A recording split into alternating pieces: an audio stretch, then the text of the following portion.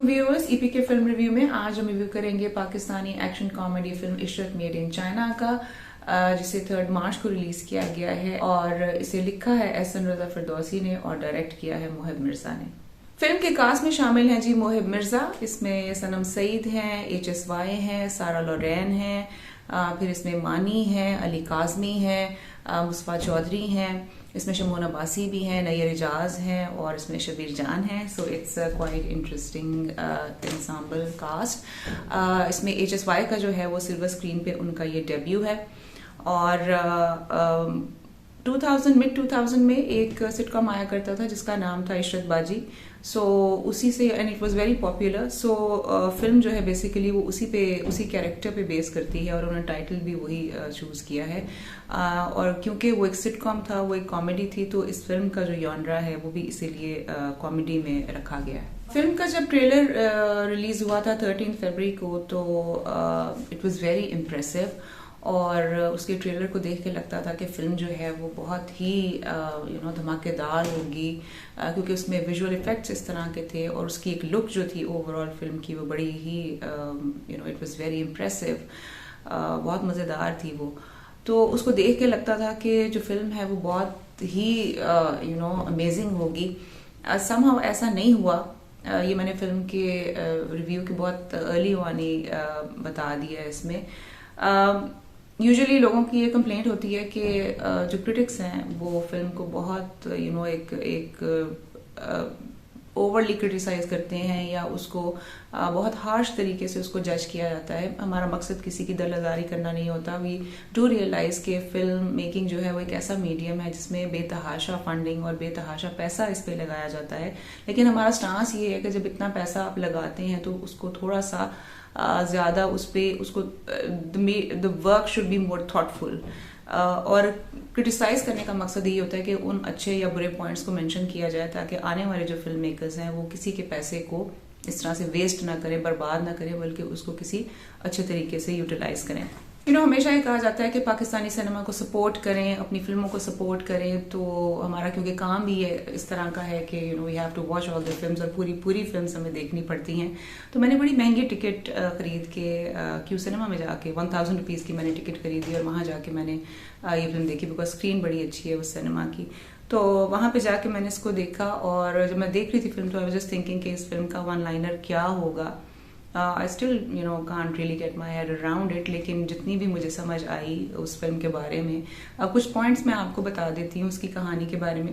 कि वो एक ऐसे लड़के की कहानी है जो कि बचपन में जिसे जेंडर आइडेंटिटी क्राइसिस का सामना करना पड़ता है, क्योंकि उसके फादर की ये ख्वाहिश होती है कि उनके घर में लड़की पैदा हो, लेकिन घर में लड़का पैदा होता है तो वो उसका नाम फिर इशरत रख देते हैं और बचपन से ही उसको लड़कियों की तरह कपड़े पहनाए जाते हैं। तो इस वजह से जो है उसके नेबर्स जो हैं वो लड़के जो नेबर्स में होते हैं वो उसे बुली करते हैं, तंग करते हैं। In spite of that he grows up and he becomes a very charming man, लेकिन उसके पास पैसे नहीं हैं और पैसे कमाने के लिए जो है वो एक डोंकी रेस में हिस्सा लेता है। इसके जो 2 बड़े इंपॉर्टेंट इसके जो बड़े एक नुमाया जो इसके कैरेक्टरिस्टिक्स हैं वो है इसकी स्टबर्ननेस और इसका एक तरह से स्टूपिड होना या उसको कंसिडर किया जाना कि ये एक बहुत ही बेवकूफ़ सा जानवर है। हालांकि इसका IQ लेवल बहुत ज़्यादा होता है बाकी जानवरों की निस्बत, लेकिन ये इसकी एक इस तरह से इसकी जो इंटरप्रिटेशन है सिंबॉलिक वो हम बयान कर सकते हैं। बट इस फिल्म के अंदर अब कौन सी दिखानी चाहिए है डायरेक्टर ने और राइटर ने, इसके फिल्म मेकर्स ने, वो that is not very clear, that is very unclear.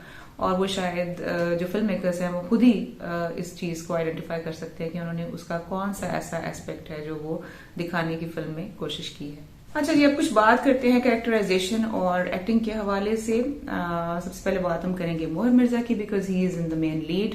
वो इस फिल्म के प्रोटैगनिस्ट हैं और टाइटल रोल उन्होंने किया है। और मोहिब मिर्जा जो है वो एक टीवी पे हमने उनका जो भी काम देखा है वो बहुत ही फैंटास्टिक एक अदाकार हैं, एक्टर हैं। लेकिन इस फिल्म के अंदर आई हैव टू से कि उन्होंने अपने एक्टिंग स्किल के साथ उन्होंने जस्टिफाई नहीं किया। आई थिंक इसकी शायद एक वजह ये भी हो सकती है because is directing the film, तो शायद उनका फोकस जो था वो ज्यादा डायरेक्शन की तरफ था या वो डिस्ट्रैक्टेड थे। लेकिन जितनी कैपेसिटी और जितनी कैपेबिलिटीज उनके अंदर, जितनी पोटेंशियल उनके अंदर है वो हमें स्क्रीन पे नजर नहीं आई। His character is goofy because comedy film है और वो इशरत बाजी वाला जो कैरेक्टर है वही उन्होंने परफॉर्म किया है इसके अंदर भी। तो वो गूफी है पर इट्स नॉट इम्पैक्टफुल। वो सिसी भी है लेकिन पूरी तरह सिसी भी नहीं है, मैनली भी है बट मैस्कुलिन भी नहीं है। कुछ अजीब सी कंफ्यूजन है उस कैरेक्टर के अंदर। I don't know if it's intentional but वो कन्वे नहीं हो पाता पूरी तरह। फिर इसमें 3 और कैरेक्टर्स हैं जिसमें अली काजिमी है और मानी है और मुस्तफा चौधरी हैं, जो कि इनको जो इशरत को बुली करते हैं और तंग करते हैं। They played there part fine. फिर इसमें रहमत रांझा का एक कैरेक्टर है जो शबीर जान ने प्ले किया। I think that was very interesting. वो छोटा सा उनका एक रोल है जो सनम सईद के फादर का वो रोल प्ले करते हैं। एंड इंटरेस्टिंगली सनम सईद का जो इसमें नाम है वो है Akhtar. She is playing the character of Akhtar और उनके फादर का उन्होंने वो कैरेक्टर किया है and he looks very cute in that role. फिर इसमें जो है HSY हैं who is the antagonist of the film और उनका बड़ा एक पर्सोना है या उनका एक ऑरा है वो बड़ा पावरफुल सा लगता है और बड़ा जबरदस्त उनको एक गाना भी इसमें परफॉर्म करने के लिए दिया गया है। He dances really well, so he is acted fine. उनका ठीक था कैरेक्टर और सही थी उनकी एक्टिंग भी। फिर इसमें हैं जी सारा लोरेन भी हैं। काफी अर्से के बाद हमें वो फिल्म स्क्रीन पे उस पे नजर आई हैं and she looks very pretty. उनके हिस्से में भी एक गाना आया है, बड़ा जबरदस्त वो गाना है, विजुअली बहुत खूबसूरत है वो गाना और वो लग भी बड़ी खूबसूरत रही है उसके अंदर। फिर इसमें जो सबसे अच्छी जिस कैरेक्टर ने एक्टिंग की है वो है जी शमूना बासी। उनका पार्ट जरा काफी लेट जाके आता है फिल्म के अंदर and he is playing the Chinese जो उनके मंक्स होते हैं या जो उनके जिस तरह चाइनीज उनके मास्टर होते हैं जो ट्रेन करते हैं उनको कंग फू के लिए, वो कैरेक्टर उन्होंने प्ले किया है। और कॉस्ट्यूम जो है वो HSY ने किए हैं, तो पूरी फिल्म के अंदर ही कॉस्ट्यूम्स सबके बड़े अच्छे हैं। फिर इसमें जो है आर्ट डिपार्टमेंट जो है आई थिंक उन्होंने एक बड़ा रोल प्ले किया है अपना in watching out all the details in the film. बड़ी छोटी छोटी डिटेलिंग जो है उसका ख्याल रखा गया है। एस्थेटिकली फिल्म बड़ी आपको खूबसूरत नजर आती है, फ्रेम्स बड़े अच्छे हैं उसके। And I think one of the best aspects of the film अगर हम कहें कि जो उसमें एक अच्छी चीज आपको जो लगती है वो है उसका background score which was really very good. और फिल्म की ओवरऑल लुक जो है वो बड़ी अच्छी है। एक्शन सीक्वेंस जो एक एंड में आता है वो बड़ा अच्छा शूट हुआ है। VFX बहुत उसमें कमाल के हैं। लेकिन जो सबसे वीकेस्ट जो इस फिल्म का जो एक पॉइंट है, जो एस्पेक्ट है, वो है इसका प्लॉट, इसकी स्टोरी लाइन, जिसकी कोई तुक नहीं बनती, कोई समझ नहीं आती, कोई सेंस नहीं बनती। ऐसा लगता है कि जिस तरह जैसे जैसे आपका जैसे दिल किया है राइटर का या फिल्म मेकर्स का, उन्होंने उसी के मुताबिक उसको लिख दिया है, बना दिया है without paying much attention to the laws of physics. सब कुछ वो डिफाई करते हुए चले गए हैं और उन्होंने जो उनका दिल किया उन्होंने वो लिख दिया। फिल्म का जो मोस्टली जो फिल्म के डायलॉग्स हैं उनको उसमें कोई ना कोई एड का रेफरेंस आपको मिलता है। डिफरेंट चीजों के रेफरेंसेस हैं उसमें। बजरंगी भाईजान का भी उसमें एक रेफरेंस आ जाता है। फिर उसमें मतलब हर चीज के अंदर कॉमेडी है। It's very over done. ठीक है, स्लैपस्टिक ह्यूमर होता है और उसको पूरी दुनिया में उस जॉनरा को लेके फिल्में बनाई जाती हैं, लेकिन there has to be a certain line कि जहां पे आप उसको क्रॉस ना करें और एक चीज को ओवरडू ना कर जाएं। तो लेकिन ओवरडू करने के बावजूद भी पर्सनली मुझे तो किसी बात पे हंसी नहीं आई। लेकिन उसके अंदर थी इस तरह की चीजें जिनको बहुत बार बार मेंशन किया गया था for the sake of forced humour जिसको हम कहते हैं। फिल्म देखते हुए बेसिकली बहुत से सवाल आपके जहन में आते हैं।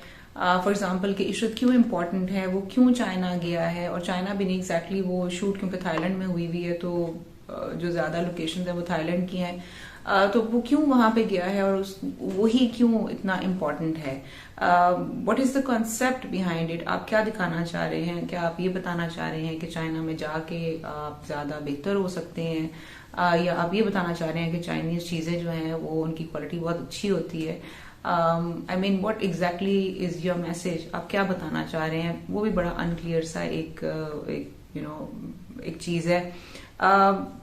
फिर इसमें ये है कि जो एंड में वो जो कार्ट रेस होती है which is very beautifully shot, no doubt, उसमें वीएफएक्स भी बड़े अच्छे और वो बड़ा लगता है आपको, एक इम्पैक्टफुल सी चीज लगती है। उसके अंदर जो उनकी लोकल ऑडियंस है उस पूरे उस अरीना के अंदर जो बैठी हुई है, वो इशरत के लिए क्यों चीयर कर रही है, why are they supporting for Ishrat, because आपने वो कनेक्शन ही बिल्ड नहीं किया इशरत में और उस ऑडियंस के अंदर, तो वो क्यों उसको सपोर्ट कर रहे हैं और वो क्यों दूसरी पार्टी को क्यों सपोर्ट नहीं कर रहे। So this was it's a connection which is really missing. इसी तरह के बहुत और चीजें हैं जो आपको इस फिल्म में लगती हैं, फ्रॉम रेफरेंसेस ऑफ लंडेदा Humayun Saeed to rocket science college, मतलब फोर्स्ड ह्यूमर बहुत ज्यादा इस फिल्म के अंदर है। यहाँ तक कि इंटरवल में भी आपको इंटरवल नहीं दिखने को मिलता, बल्कि उसमें भी एक स्लाइड चलती है जिसमें लिखा हुआ आता है सुसु ब्रेक। इस फिल्म को अगर मैं सम अप करना चाहूँ, कंक्लूड करना चाहूँ, तो आई वुड से कि it's like an abstract piece of art, जिसकी समझ जो है वो सिर्फ बनाने वाले को आती है, देखने वाले को नहीं आती। तो इसमें थोड़ा सा वो एस्पेक्ट है। और दूसरा जो एक इम्प्रेशन मुझे मिला है इस फिल्म को देख के, वो ये कि there is a person who wants to be seen on screen. तो फिल्म का सिर्फ ये मकसद तो नहीं होना चाहिए। हैविंग सेड दैट, आप जरूर ये फिल्म देखने जाएं, लेकिन अपने ओन रिस्क पे।